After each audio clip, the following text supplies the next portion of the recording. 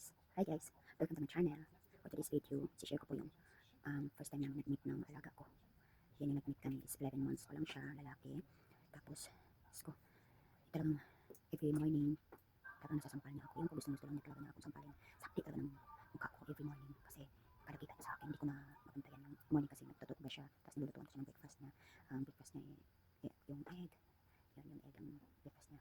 Tapos yung magawa ko ng yung pancake. Gagawa ko ng yung kahit magawa rin ako ng pancake, kahit ano basta yung unang dating ko, yung nanay talaga yung nasusunod sa mga kakainin niya. Dapat ihain sa kanya every morning, every lunch, at saka dinner, tapos snacks niya pa. Matagal-tagal pa bago ako na talagang gumagawa na hindi na siya nagsasabi kasi nakalista yung mga ano ko lang, alternate ko lang yung mga lulutuin. Tapos inaano ko lang sa kanya na ito ang kinain niya every minute, every hour. Nag-ano ko sa kanya, nag-i-inform ko sa kanya, nag-remind ako sa kanya, nag-message ako sa kanya through WhatsApp kung wala siya. Pero nandiyan naman. Sinasabi ko directly. Pagising ko lang ng bata, minsan kasi hindi makaparehas eh. Basta, mga 7, before 7, nakaready na dapat daw ako. Tapos kailangan lang nakakain na ako bago magising yung bata. Para yun naman ang asikasuhin ko. Minsan, nagigising yung bata na, lalo na pag may sakit, hindi pa ako nakaready. Nasa labas na sila mag-ina. Mga 6 na sa labas na, hindi pa ako naka-ready. Kasi, ready ako ng 6:30 yung alarm ko. Wala pang 6. Minsan nandiyan na pag medyo may karamdaman ng bata. Tapos magluluto ako ng breakfast para sa bata. And after nun, pagkagising niya, papalitan ko muna siya ng diaper. Tapos damit, kasi nakapantulog pa, papalitan ko ng pangbahay. Tapos papakainin ko siya. Yun, before siya kakain, tututbrush muna siya. Tapos siya kakain. Then after, maglalaro.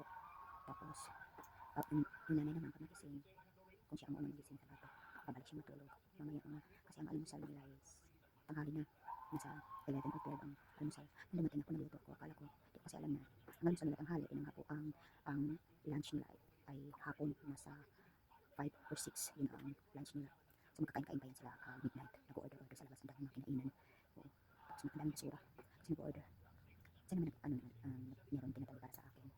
Lalo pag may mga tira sila, na malinis pa naman, hindi naman ako na nadudumihan sa mga nila. Yun nga lang, titingnan ko kung okay, kung gusto ko, okay yung pagkain. Pero sa tingin ko naman, hindi naman nila na, kasi maarte din kasi sila sa pagkain. Tapos nun, yung bata, pagkagising ng nanay, yun na naman nanay, kasi kasuhin ko, lutuan ko naman ng nanay. Tapos siya na naman mag-aalaga ng bata, doon sa sala sila, akong mag-prepare na naman ako pagkain. Kung nandyan yung pong lalaki, yun, prepare din ang pagkain niya, iba ang pagkain nila, kung ano ang minsan, gusto niya yung kinakain niya ng asawa niya. Minsan, iba yung kinakain niya, sandwich, or yung, minsan yung, gusto nila, may mga ano pa, may mga fruits pa, sasama kayo ng fruits. Namimili kayo kasi ng fruits sila, ayaw nila ng mangga, yung babae ng mangga. Lalaki makain, konti ng mangga. Green apple lang ng babae, tsaka cucumber yung lalaki. Hindi rin pala kain ng prutas. Minsan nakaano siya, kiwi. Tapos yung red apple sa amin lang ng bata, kami lang kumakain ng red apple. Mahilig kami sa saging, bata mahilig sa saging, yung asawa hindi masyado kumakain. Yung lalaki minsan kakain siya, minsan lang din. Pero halos kami lang kumakain ng saging ng alaga ko. Tapos pag lunch na, kasi may breakfast, lunch, at saka dinner yung alaga ko talaga. Saka mga snacks ng mga biscuits. Tapos meron naman siya mga food na silent food. Tapos pagkatanghali niya, lulutuan ko yan. Niluluto ko talaga ng pagkain niya. Pagkahalian hapunan niya is may sariling pagkain niya, molokeya. Tapos yung isa sure pa, niluluto ko yan. Pinag-aralan ko nung time na yun. Para sa kanya lang yan. Pero minsan gusto rin ng nanay yung molokeya kasi kulay yun. Kulay yun. Pwede nyo isa sa YouTube kasi may molokeya dyan. Tinitingnan ko lang din yung paano lutuin dyan sa YouTube. Gusto ko naman niya. Sabi niyo nga, okay pala yung una kayo paking gawa ko kasi sumaba yung tubig. Dapat pala pagluto mo dyan kasi frozen yan. Kunti-kunti lang yung tubig hanggang sa umapot. Kailangan malapot kasi yan yung gulay na yan. Huwag na yun sa dito. Kailangan ng dagdagan. Nangyari, nagluto na yung kasi pinakulo na yung pangalawang dinagdag na na plastic ng molokeya. Frozen pa yung pangalawa. Na-overcook yung una kong niluto. Yung pangalawang luto ko medyo perfect na. Pero yung unang kinakain niya. Tapos lumabas kami. Kailangan magdala ng tubig pag kumain sa labas. Kasi parang mahal yung tubig sa labas. Kaya lang yung bata. Yung mga soup, kain ng chicken.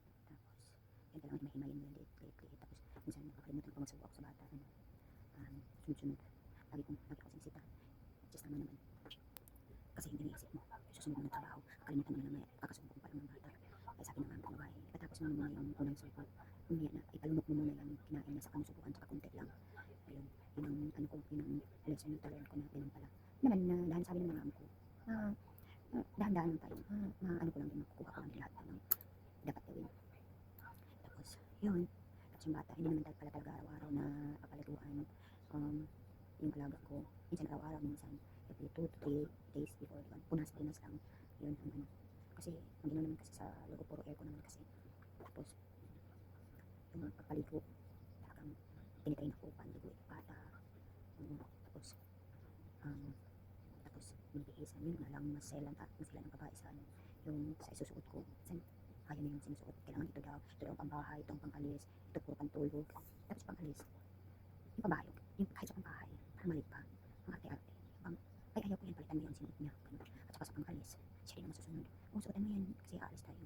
Tapos, sabihin tatanungin ko, ano bang susuotin? Mamili ka lang dyan, ikaw na bahala kung ano. Pagsuot ko, nung sinuotan ko na, sinabi na naman na, ano ba yan, hindi yan pwede. Hindi yan, ano, pang school yan. Ang ganun, akala ko pang school. Sim lang naman, kasi bigyan lang naman. School, pwede pang, ano yan, ang labas. Sa school lang daw yan, yan, ganyan. Sabi ko, sabihin mo sa akin kung ito pang school, pang angat ito, kung hindi, kasi graduate na. Ang pang school, pang school din, pag sinuotan mo, palitan mo yan, ganyan. Tapos, pag lumabas ka na, palitan mo yan. Sabihin na, baka gusto mo ikaw na lang. Kasi paulit-ulit eh. Kubarin ko lang naman din kung ako ang masusunod. Ikaw na lang, nahihiro ko sa kanya minsan. Baka maselan. Pero sa paglilinis naman siya, maselan. Kasi nakita niya na malinis naman talaga ako na malinis ang bahay niya. Kung balik ka kasing bahay, apartment lang. Tapos yun lang, salamat ko tapos niya magkapunan, yun naman siya, laro-laro na naman siya. Hanggang sa tawag-tawag, tawag sa both side, pagli ng tatay, sa pagli ng babae, sa mga magulang, yan, both side. Tapos mga bandang 7, nung bago pa lang ako 7 yung natutulog. Hanggang nag-9, hanggang nag-8, nag-9, nag-10. Makapaka ng 11, tulog na talaga ako. Tapos 7 pa lang, tulog na. So ako, katapos niya matulog, ako yung patulog ng 7. Kaya kapag nakatulog na siya after 30 minutes tulog na, lalabas na ako ng room. Dati natutulog sa room ng magulang. Oo. Tapos, hinati ko sa room nila, tapos tulog na. Tapos, magising mapalikan ko na naman. Pag hindi, pag mabasa ko ng room, doon ako makagalaw, continuous yung mga hugasin, linisin, tapos pag ma-extra, ako na ano, ang lansya, ganun, kahit konti-konti, hindi maubos, para lang, hindi talaga matambak.